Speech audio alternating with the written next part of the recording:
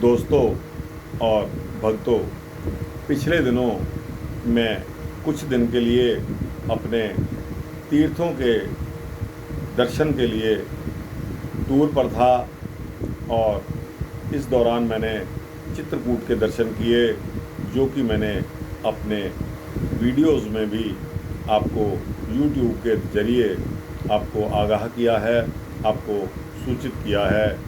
तो दोस्तों, चित्रकूट का नज़ारा मुझे बहुत ही मनोहारी और सुरम्य, एक प्राकृतिक वातावरण में एक सुख शांति देने वाला, जहां भगवान राम ने अपने वनवास के लगभग 12 साल, 14 साल में से 12 साल भगवान राम ने वहाँ व्यतीत किए हैं। तो दोस्तों, क्यों नहीं होगा वहाँ उनका इतिहास। और दोस्तों, इसी प्रकार वहाँ माता सती अनुसुईया का भी मंदिर है, जिसके बारे में मेरे दोस्तों ने कुछ अपने प्रस्ताव भेजकर सती अनुसुईया के चरित्र पर प्रकाश डालने के लिए मुझसे कहा है। तो दोस्तों, सती अनुसुईया, जो कि अत्रि मुनि की पत्नी हैं और तीनों लोकों में जिनका पत्नित्व, जिनका सतित्व, जिनका चरित्र इस प्रकार का है कि आप कथा सुनेंगे तो आपको पता लगेगा कि कितनी महान रही हैं माता महासती अनुसुईया। तो आइए इसके वृत्तांत पर प्रकाश डालते हैं और अपने विचार आप तक पहुंचाने के लिए शेयर करते हैं। दोस्तों, यह त्रेता युग की बात है। स्वर्गलोक में एक दिन गंगोत्री में 3 देवियाँ, यानी कि लक्ष्मी जी, सरस्वती जी और पार्वती जी अल्प वस्त्रों में स्नान कर रही थी। तो दोस्तों, उस समय देवर्षि नारद जी उधर से जा रहे थे।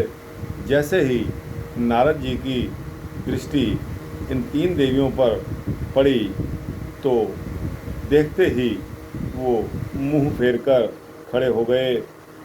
देवी सरस्वती जी ने जैसे ही किसी पुरुष के पैरों की आहट सुनी, तो उन्होंने लक्ष्मी जी और पार्वती जी को किसी पुरुष के आगमन का संकेत दिया। इस पर तीनों देवियों ने अपने को कंठ तक, यानी कि गले तक पानी में डुबा लिया और देखा तो उन्हें नारद जी दिखाई पड़े।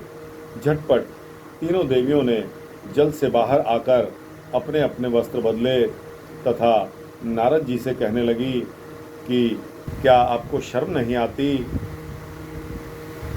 जब हम आपको देख रही, जब आपने हमें देख ही लिया है तो आप यहाँ खड़े होकर क्या कर रहे हैं। नारद जी ने अपना मुंह उन तीनों देवियों की तरफ घुमाकर कहा कि देवियों, आपसे कुछ कहने की अभिलाषा है, इसलिए खड़ा खड़ा सोच रहा था।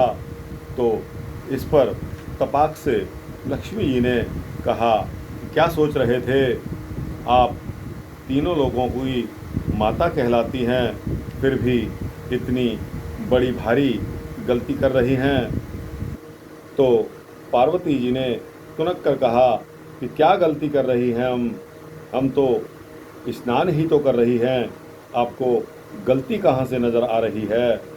यही तो तुम्हारी भूल है। नारद जी बोलने लगे, आप स्वयं अपनी गलती का एहसास नहीं कर पा रही हो, तो सामान्य नर नारी अपनी गलती कैसे स्वीकार करेंगे?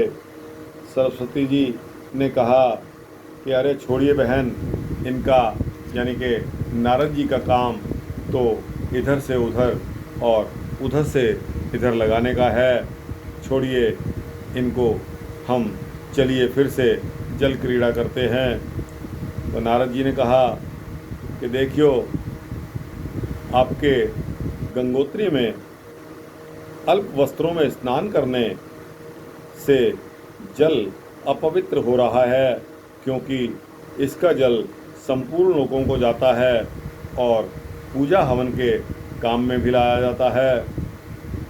पार्वती जी ने कहा, हम तो इसी प्रकार से ही जल क्रीड़ा करेंगी, इसमें आपका क्या जाता है।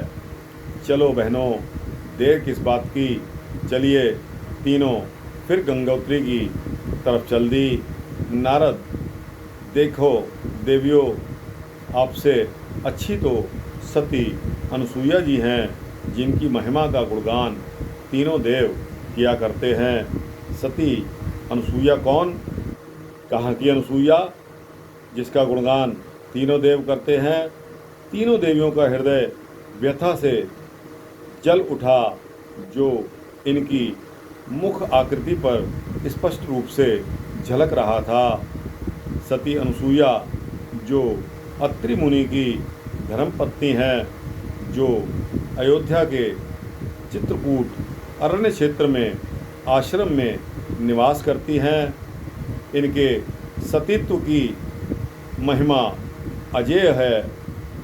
इस प्रकार नारद जी ने अनसुईया का परिचय देकर अपने धाम को प्रस्थान कर गए। तीनों देवियां जल भुनकर राख हो गई। तीनों देवियों ने सलाह की कि वह अपने पतियों से पूछेंगी कि सती अनसुईया कौन है, जिसका गुणगान नारद जी करते फिर रहे हैं। इस प्रकार सलाह करके तीनों देवियों ने अपने अपने निवास की तरफ प्रस्थान किया। तो दोस्तों, इसके आगे का वृत्तांत और भी भयानक होने वाला है। दोस्तों, लक्ष्मी जी जब पहुंची तो विष्णु जी शेष नैया शैया पर विश्राम कर रहे थे। आज लक्ष्मी जी की मुखाकृति अन्य दिनों से कुछ अलग ही नज़र आ रही थी। लक्ष्मी जी क्रोधावेश में पदचाप की आवाज़ करते हुई चलने लगी। विष्णु जी का ध्यान लक्ष्मी जी की तरफ आ गया तो बोले, क्या बात है? भीगा वस्त्र और क्रोध से तमतमाया यह मुखमंडल, क्रोध में थर थर काँप रही थी। श्री लक्ष्मी जी कुछ बोल नहीं पा रही थी। ऐसा लग रहा था कि जैसे विशाल बांध एक बार टूटेगा और सब कुछ बहा ले जाएगा। श्री विष्णु भगवान को आश्चर्य हो रहा था कि आखिर आज लक्ष्मी जी को क्या हो गया है। दूसरी तरफ नारद जी भी चुप नहीं बैठे। वे सोच रहे थे कि आज विष्णु जी और लक्ष्मी जी के फूट डालने का अच्छा मौका है। अगर ऐसा नहीं किया तो संसार में लीलाएं कैसे जन्म लेंगी। मानव जाति बिना लीला के किसका गुणगान करेगी। अतः नारद जी भी विष्णु भगवान के दरबार की तरफ चल दिए। नारायण नारायण नारायण कहते हुए नारद जी ने प्रवेश किया और श्री विष्णु जी एवं श्री लक्ष्मी जी को प्रणाम किया। इस पर स्वागत करते हुए विष्णु भगवान जी बोले कि पधारिए देवर्षि, आपका स्वागत है। कृपया आसन ग्रहण करने के लिए संकेत किया तो नारद जी ने वहाँ आसन पर विराजमान हो गए। नारद जी बोले कि प्रभु, क्या बात है, आज मैं भी लक्ष्मी जी को बहुत क्रोधित देख रहा हूँ। कारण तो मैं भी पूछ रहा हूँ देवर्षि, लेकिन ये कुछ बोलती ही नहीं है। घर में आग लगाकर पूछ रहे हो कि आग कैसे लगी। तुम्हारी उस लगाई हुई आग में मैं जल रही हूँ और तुम पूछते हो कि क्या हुआ। इतना कहकर लक्ष्मी जी ने रोना स्टार्ट कर दिया। विष्णु जी बोले, आखिर आज तुम्हें क्या हो गया है, क्या अंत संत बकने लगी हो। श्री लक्ष्मी जी ने रोते हुए श्री विष्णु जी के समक्ष खड़ी हो गई और विष्णु जी भी मुश्किल में पड़ गए। नारद जी चुपचाप बैठे रहे और देखते जा रहे थे। हृदय के भीतर कभी इन तीनों की नज़रें बचाकर अंदर ही अंदर मुस्कुरा भी रहे थे। अच्छा देवर्षि छोड़िए, औरत जाति ऐसी ही होती है, इसका स्वभाव ऐसा ही है। बेमतलब का रोना धोना, पूछो तो नाटक शुरू। आप पृथ्वीलोक के हालात बताइए। यही कहने तो आया हूँ महाराज। भगवान मृत्युलोक में वर्षों से वर्षा नहीं हुई है। यहाँ के प्राणी मर मर कर स्वर्ग और नरक गमन कर रहे हैं। आप पालन करता हो महाराज, आप अपने कर्तव्य को भूल रहे हैं। इस पर विष्णु जी बोलते हैं कि मैं भूला नहीं हूँ देवर्षि, बल्कि चिंतित हूँ कि अत्रि की मुनि घोर तपस्या में समाधिस्थ हैं। उनकी घोर तपस्या के कारण बादलों का जल ऊपर ही ऊपर सूखता जा रहा है। तो उनकी तपस्या के कारण और जीव जंतु क्यों दुख भोग रहे हैं। हे भगवान, आप इसका कारण तो बताएंगे। यही सब तो सृष्टि का रहस्य है। जब हमारी जीव प्रकृति नियम की अवहेलना कर सीमा से अधिक संतान पैदा करने लग जाती है और कहते हैं कि यह सब तो भगवान की देन है, तब रहस्यात्मक मृत्यु के द्वारा जनसंख्या पर रोक ही लगानी पड़ती है। लेकिन काफ़ी समय से पानी का नहीं बरसना भी तो सृष्टि के नियम का उल्लंघन ही है। नारद जी ने पूछा, लेकिन मैं क्या करूं? मृत्युलोक में सती अनुसूया को छोड़कर उन जैसी सती है ही नहीं जो अपने सतीत्व और अपने बल पर वर्षा कर सके। मृत्युलोक भी ठहरा। देवलोक में तो त्रिदेवियाँ महासती हैं, ये तो जल वर्षा कर सकती हैं। नारद जी ने अपने गूढ़ प्रश्न से लक्ष्मी जी पर एक तंच का प्रहार किया। श्री लक्ष्मी जी ने एक पल में नारद जी को देखा और गुस्से में अपनी आँखों को झुका लिया। सती अनुसूया के आगे तीनों देवियाँ एक पल भी टिक नहीं पाएंगी। श्री विष्णु जी ने श्री लक्ष्मी जी की ओर निहारा और उन्होंने भी क्रोध में भी विष्णु जी की तरफ देखा और बोली, मैं देखती हूँ कि मुझ में अधिक शक्ति है या अनुसूया में। मैं अभी योग माया को बुलाकर मृत्युलोक में जल वर्षा करने का आदेश दिए देती हूँ।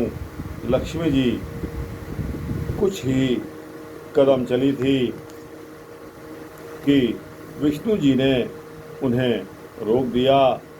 ठहरो प्रिय, योग माया तो क्या तुम त्रिदेवियाँ और हम त्रिदेव भी सती अनुसूया की मर्जी के बगैर जल वर्षा करने में सक्षम नहीं हैं। नारद जी ने प्रार्थना की तो आखिर सती अनुसूया के पास चला जाए। अब मृत्युलोक के जीव जंतुओं का कष्ट नहीं देखा जाता महाराज। सती अनुसूया अभी अपने पति अत्रि मुनि की सेवा में लीन हैं। पतिव्रता स्त्री के पति की अखंड सेवा का ही महातपस्या कहलाती है और उनकी तपस्या भंग करने की शक्ति हम तीनों देवों में नहीं है। श्री विष्णु जी ने ऐसा बताया। नारद जी ने श्री लक्ष्मी जी को प्रसन्न करने के लिए कहा कि हे भगवान, आप तो कमाल की बात कर रहे हैं। आखिर वह शक्ति सती अनुसुईया में कहाँ से आई? आपकी कृपा ही तो वह शक्ति अनुसुईया में लाई है। आप तीनों देव चाहें तो सती अनुसुईया सतीत्व से त्रिदेवियों के आगे नहीं निकल सकती हैं। पतिव्रता के सतीत्व को चुनौती देना हमारे वश की बात नहीं है। विष्णु जी ने बताया, सती अनुसुईया के समान सती अभी तीनों लोकों में नहीं है। श्री लक्ष्मी जी को इस बात पर क्रोध आ जाता है। वह यह बात आप कह रहे हैं या मृत्युलोक की एक साधारण नारी द्वारा मारी गई मति के दम पर कह रहे हैं? तो इस पर विष्णु जी ने कहा कि ना मैं कह रहा हूँ और ना किसी नारी या मोह द्वारा मारी गई मति के अधीन बोल रहा हूँ, बल्कि देवाधिदेव शंकर जी का भी यही मत है। इसका अर्थ हुआ कि शंकर जी ने पार्वती को सती अनुसुईया से नीचा समझते हैं। लक्ष्मी जी ने विष्णु जी से व्यंग करके यह प्रश्न किया। बेशक मैं यह कह रहा हूँ कि सती अनुसुईया के समान पतिव्रता स्त्री तीनों लोकों में नहीं है। मेरी बात का अनुमोदन शंकर जी तथा ब्रह्मा जी भी करेंगे। इसका अर्थ यह हुआ कि ब्रह्मा जी सरस्वती जी को सती अनुसुईया से नीचा समझते हैं।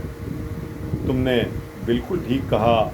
श्री लक्ष्मी जी को यह बात अच्छी नहीं लगी। वे क्रोध में तमतमाई और तिलमिला गई। ठीक है, मैं अभी पार्वती और सरस्वती के पास जाती हूँ। लक्ष्मी जी क्रोध में बड़बड़ाती हुई पार्वती और सरस्वती जी के पास जाती हैं।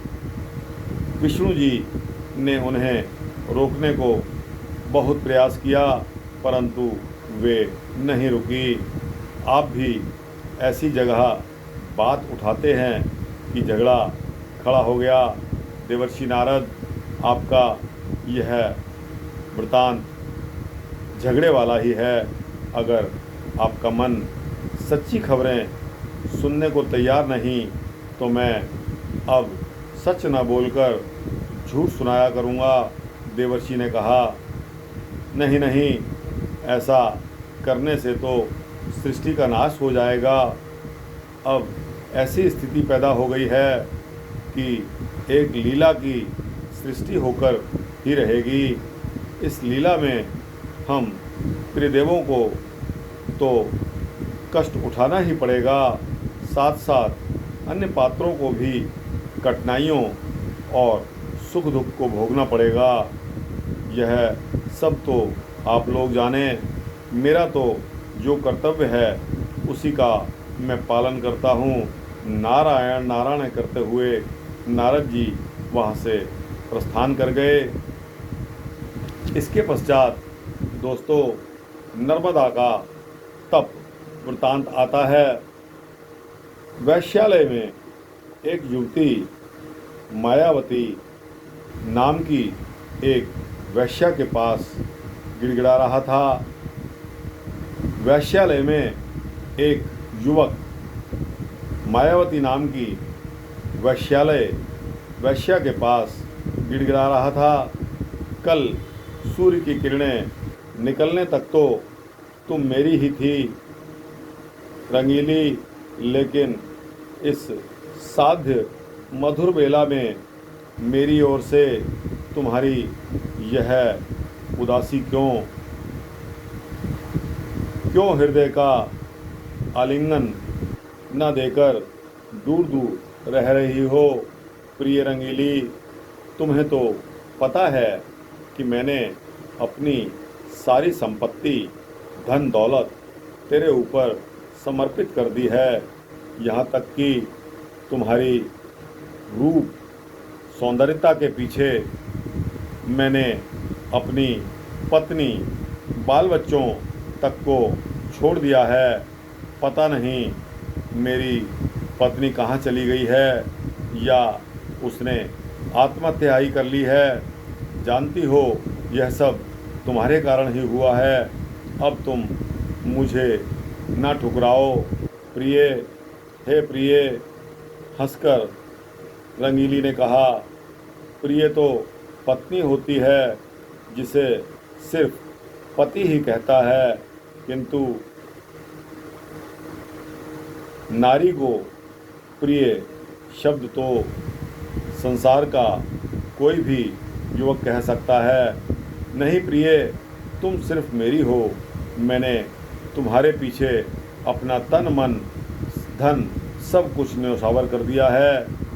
युवक गिड़गिड़ाता हुआ बोला, वैश्या किसी की नहीं होती, वह तो केवल पैसे की होती है। अब तुम्हारे पास धन समाप्त हो चुका है, इसलिए अब तुम इस बदनाम गली को भूल जाओ। लेकिन युवक रंगीली पर बुरी तरह से आसन्न हो चुका था, अतः वह रंगीली के साथ अनिच्छापूर्ण व्यवहार करने लगा। रंगीली ने अपने 2 गुंडों को बुलाकर युवक को कोड़े से बाहर फेंकवा दिया। आह पानी, मुझे कोई एक घूंट पानी पिला दो। परंतु कोई एक बूंद पानी पिलाने वाला नहीं आया।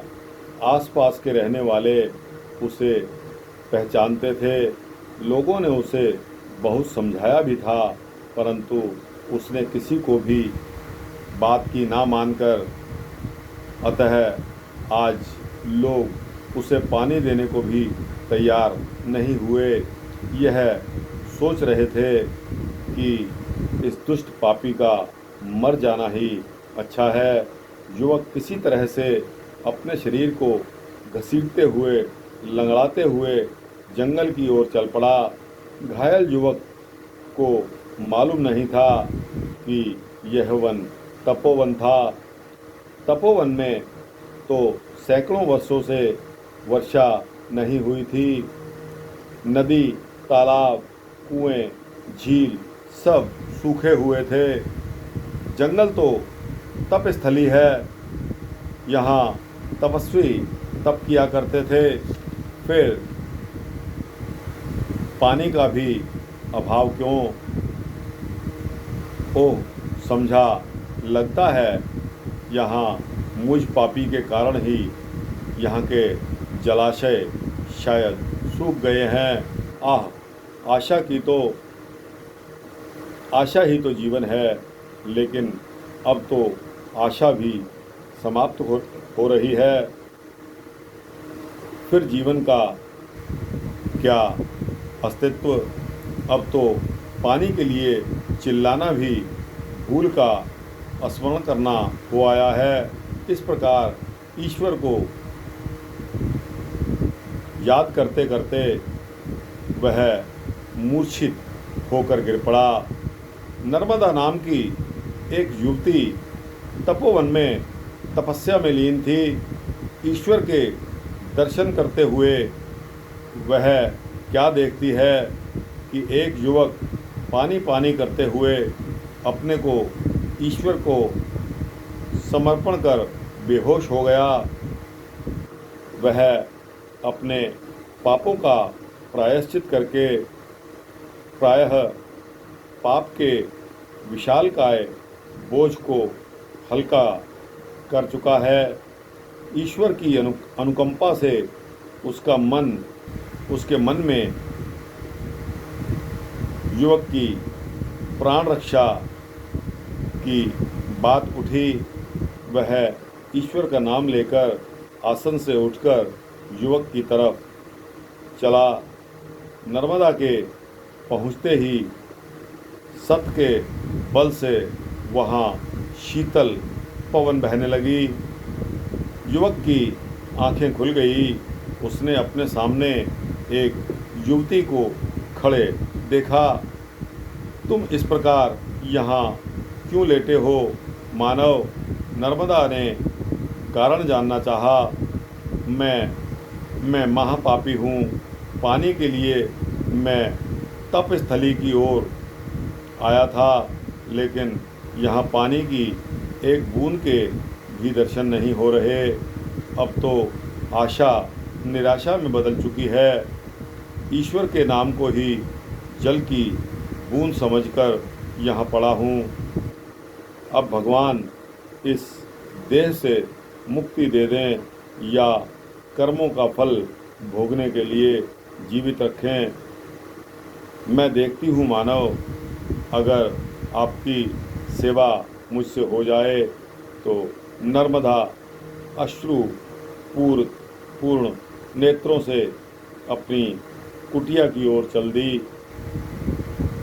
तो दोस्तों, समय अधिक हो चुका है, इसलिए आगे का वृतांत जो अनुसुईया जी की पति सेवा के बारे में आता है, वह भी एक फोकस करने वाला, ध्यान देने वाला वृतांत है।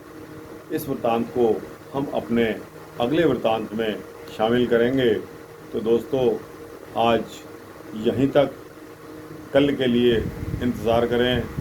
दोस्तों, अगर यहाँ तक सुनकर आपको यह वृतांत अच्छा लगा हो तो कृपया इसको लाइक और अपने जैसे जिज्ञासुओं को, भक्तों को इसको शेयर अवश्य करना। और इसी तरह के भक्ति वृतांत सुनने के लिए इस चैनल को सब्सक्राइब करने से आपको इसी तरह के वृतांत मिलते रहेंगे, ऐसी उम्मीद करता हूँ। दोस्तों, जय श्री राम, जय श्री राधे, जय श्री कृष्ण।